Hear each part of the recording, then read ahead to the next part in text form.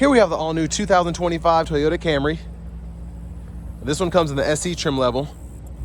Supersonic red is the paint color.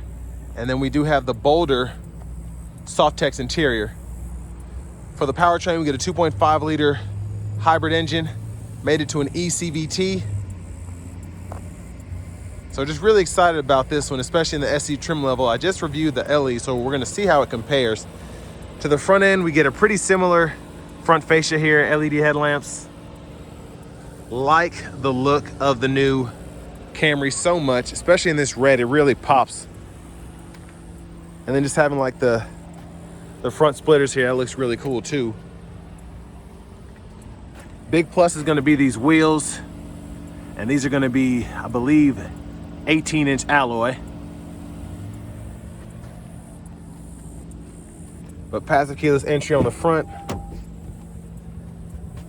And then one-touch automatic up and down windows, of course, power door lock controls, power mirror controls. And this one's been used, so it's just a little dirty. Trunk release there, gas cap, traction control, auto high beams, hood release. Love the sport pedals, having those here. That's a big plus.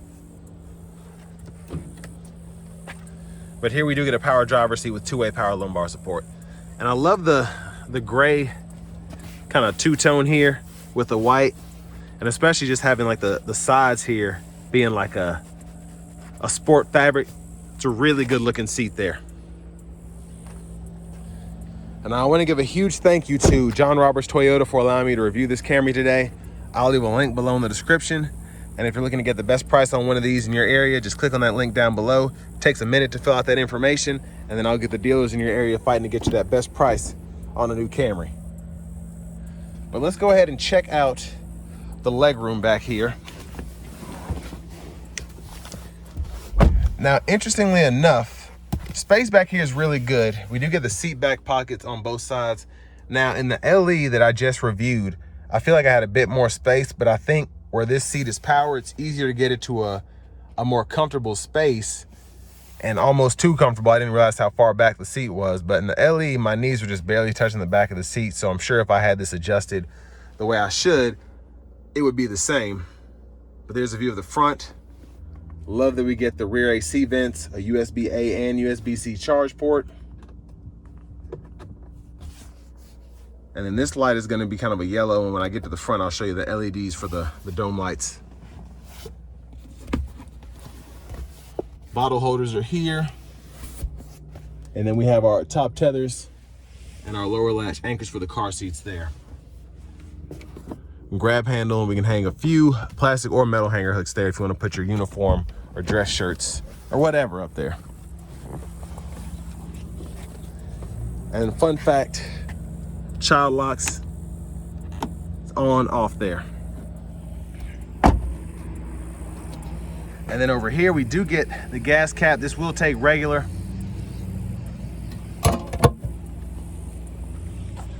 And then to the back end here, love the exhaust tip. It's very nice. And then we can just go over here, and that's how we open the trunk. Great space back here. And then this one has the all-weather floor mats, but you can lift this up, and then you have your jack and such. And then right underneath that, it's a lot of weight to hold with one hand, but the tire's right in there. So sorry about that. That wasn't as nice as I would have liked it, but again, holding the camera with one hand, so it's hard to do. So I know these seats fold flat because I just did it in the LE I reviewed, which hadn't been touched yet. So I'm gonna see if I can get these to fold down. And there it is. So you just hit that release, and pretty easy to just lock it back into place.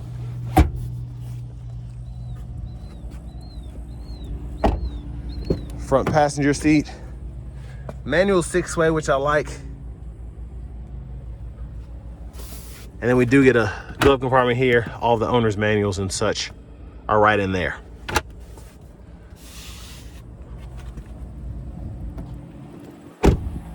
Now, as we come back around to the front, just gonna take a quick look in the engine bay. This hood is heavy. And there's that 2.5 hybrid engine.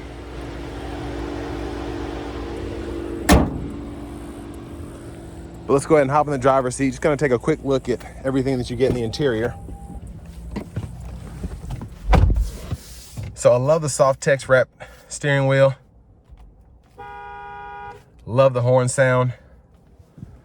Over here to the radio, we do get a 7-inch screen here, AM, FM, XM, Bluetooth, wireless CarPlay, and Android Auto compatibility. Navigation subscription there. And then we also have our vehicle settings here. And I like to go in here and see the history. You can actually see the fuel economy that this thing gets. Now it is rated for 53 city, I believe, and 50 highway. Language and units, you can go through there and change all of that if you want to. And volume knob right there. Click that to turn the audio off.